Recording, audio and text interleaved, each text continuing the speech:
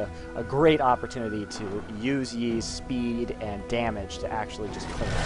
He's a cleanup character, you know, he's not an initiator, and he should never be in the first half of a fight. You know, except for very situationally. So right here, you know, they've got an easy Baron now that most of Dignitas is down. He's phenomenal damage will help him do it. So no problems there. And what we're going to see right now is him going... Oh, he's just going to continue jungling. I'm sorry, I thought he was going to go back and get his Quicksilver, but he should do that soon. There we go. So he's going to go back and get that Quicksilver just so he has it up in time for the next fight, and move out from there. So, fortunately, this is where things kind of start to go wrong for Goose a little bit. They do win this game, you know. I'm not trying to keep you in suspense. But they do make some mistakes here, and part of those mistakes are done with Yi. So let's stop here for a second. So we can see that Yi ulted, you know, you can see his ult come up right now, and he ran in to kill Corki. Now, why is this situation acceptable? It's because his tank was behind him. You know, he's cutting off this Corki. Yi will know if anybody is coming up the lane, or coming through the jungle, because Vayne and Leona are coming right here. You know, they're going to come through here. So he is not going to turn this 1v1 fight into a 1v2, 1v3, 1v4, 1v5 all of a sudden. You know, this is when it is appropriate to chase as Yi, because good positioning is what wins you games as Yi. More so than most champions, you know. Good team fights will make or break you. So here we go. Great job. And we see him turning around, coming back, and just healing up off those creeps. Nowhere for Corki to go, but Maokai allows Yi to be able to deal the kind of damage he needs to be able to deal without Corki A, running, or B, you know, meeting up with one of his teammates. So we're going to see another fight here. And again, we had the Gen ult pushed them out of the way, so Vayne ended up unfortunately in the middle of this fight. Probably shouldn't have been standing next to the tank in the first place, but that's okay. So again, you're going to see Atlanta waiting in the back, and only going in after, you know, Jad's at half health, Harvey's is dead. These are the situations that you want to come in. And now that Kevin's teleported in, he's going to be able to CC all these guys. It's going to be pretty straight to clean up. But another great job by Atlanta, standing out of the range to do anything, and then allowing his teammates to CC them, like Leona, in order to actually pick up these final few kills. So, as you can see, they're going to take out, you know, everybody here. Great flash, and this is when you go in as you. It's your time to shine right there. So, now they've used this Baron buff very effectively. You know, they're going to take that inhibitor out and, you know, put themselves way in front in this game. But, like I said, Dignitas will have a bit of a chance to come back here. Your team has destroyed an inhibitor. So, I'm going to speed this up for a minute, and Atlanta's going to go back, and he's going to start building that Phantom Dancer. And what Atlanta told me was that you really, as Yi, don't want to get armor until the very late game. And as we'll see, he's going to get a Guardian Angel here late, and we'll talk more about that once he gets it and why that's such an excellent choice. I mean, in some ways, it's pretty obvious, but on Yi it is particularly important. So we'll see just a little more jungling here, obviously. Again, let's take a look at those stats just so you guys can see. You know, Atlanta's 8-2-4 now with 216 CS. You know, he's actually, like I said, he was going to surpass Karthus, and that's pretty damn impressive. You know, he's seriously out jungling Jad, and you know, carrying his team pretty hard. And that's really a result of his position. So here, you know, this is one of those things where they both got a little greedy. You know, that was a good Leona ult, but unfortunately the rest of the team was there. And again, Atlanta decided to peel off instead of engaging that and foolishly dying. Because killing Karthus is almost never worth it. Because he'll just obviously, you know, many teams, especially late game, want you to kill Karthus so he can sit there with his passive and destroy you without having any problems whatsoever of dying or being CC'd or moved out of the way, whether it's by a Lee Sin kick or a Janna ult, something like that.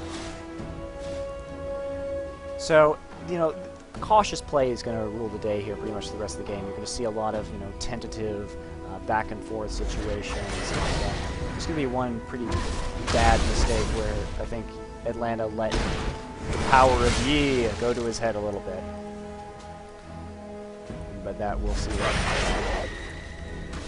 So anyway, right now, they're just trying to get a little poke off at this tower. You see Atlanta just standing in this bush, waiting, hoping that they will engage. And here we go. So let's slow this down again. So right here, you see Atlanta still at the back. He let all of his teammates go in first, let Kennen throw down that Zhonyan, and he's going to let Scar die again, really, before he decides to go in there. Nearly, very nearly. So this is the big mistake, is that, he goes in, he alpha strikes, and then he chases between these two turrets all the way into his base. Okay? So, look at the situation he's in. He doesn't really have any extra armor besides his wriggles, yet there are no minions in the tower, so he's going to have to take tower hits with very little armor for this point in the game. And it's really not going to do him a whole lot of favors. He's stuck. His whole team is almost dead. He's the fed one with all the damage, and he killed Karthus.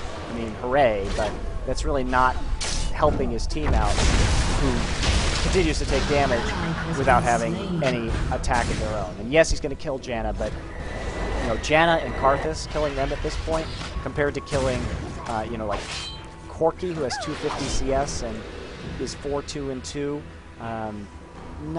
or Malphite, I mean, it's just really not very helpful. And so now, to come in at this late stage in the fight when you no longer have tanks, you'll see what happens to you. I mean, sure, he's going to...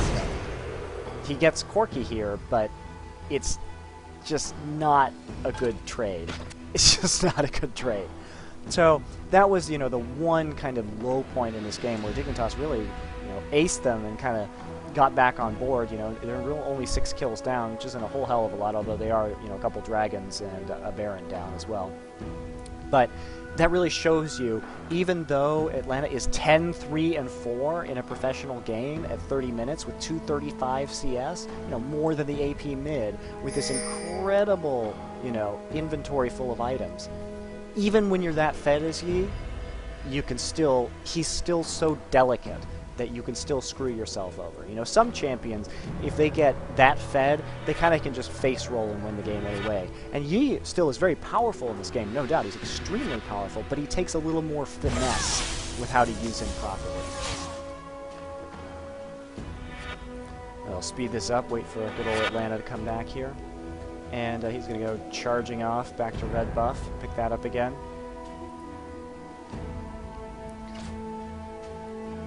Or let Vayne have it, I suppose. Oh, it wasn't there.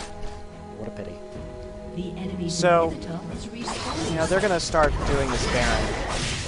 And they're not, it's not really that, they just cleared up that ward, and it really is not the best fight in the world. And here you can see Yi coming out again. He decides, the Janna ult goes off and knocks him back while he's trying to go in, unfortunately. Really not the best fight. Too many of them were in the dragon pit there, and Maokai wasn't close enough to really tank much of the initial damage. I believe he was in mid lane and kind of came around behind after the fight had already started. And look at him, he's got way too much HP for this strategy, this team comp that they're running. That's not preferable to have Yi dead and Maokai with that much HP. It's really not very effective. And of course now this Karthus ult is going to do some serious damage to these guys. So, really kind of miscued there. I'm not really sure why Cloud was in mid at that point.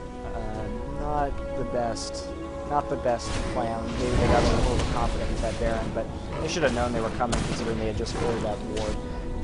They fall apart a little bit here, and they actually do allow Dignitas to get a pretty free Baron. not so great. So anyway, we're going to continue back, hop on board the E train again once he revives.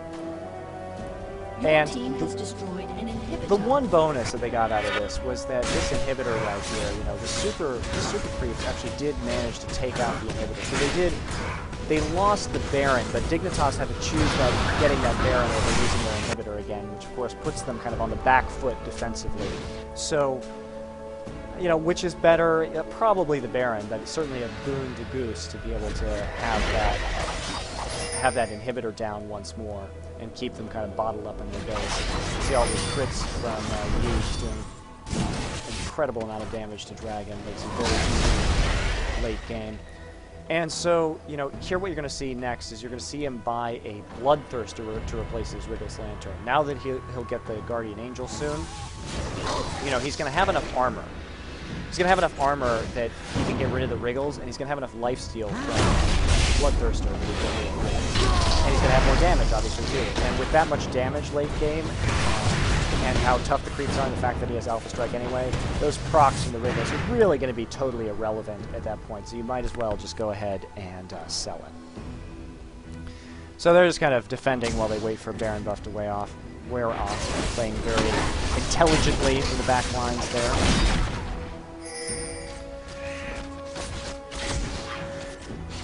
But they're going to move as one unit, you'll notice, pretty much, moving up into, you know, even though there are still Baron on a couple of the champions that were alive, I suppose, when Baron was killed. So, this is a pretty gutsy move to take some poke on some towers. They must be very confident about how far ahead they are at this point, which I suppose is fair. But they'll just go ahead and back off once more. Back to following Atlanta around for the last few minutes of this game.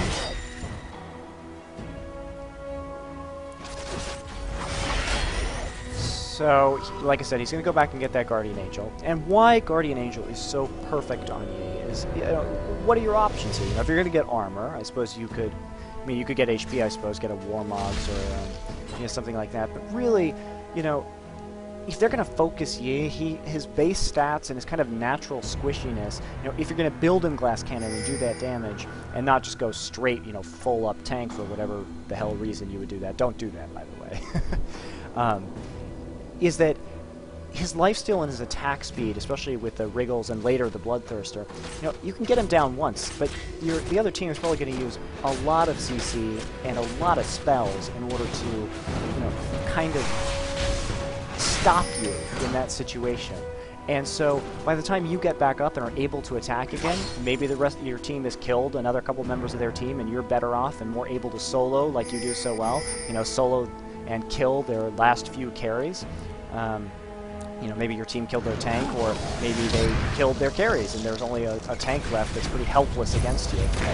So kind of a little bit of voice in the flash right there. I'm not sure, it's a little aggressive, but so the extra armor and magic resist and everything like that obviously helps. And then the fact is that you could die and then reappear with a champion that is so deadly in late game fights, as we've been seeing. You know, you're going to revive probably at the end of that fight if you've been staying out in the back the whole time. Bad team positioning here, especially with that Nocturnal, kind of a mistake, but it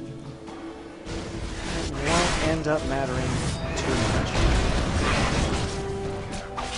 Oops, sorry about that. I meant to speed up for just a second. They're just going to go port back. He's going to give up this tower. You know, no Rambo Yi here. He's not going to go into that incredibly dumb team fight. 1v4.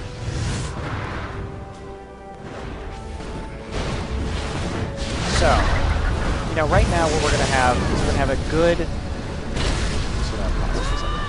We're going to have a good 4v4 fight. You know, you can see Nocturnes down here. They know Nocturnes down there because of the super minions of the inhibitor. So you saw, you know, Maokai, you know, Kennen coming around from the other side. You'll see the Zhonya's here. It's very important that he goes in first. And again, Yi's just standing up here. Voyboy's doing a really good job of kind of zoning out of this fight.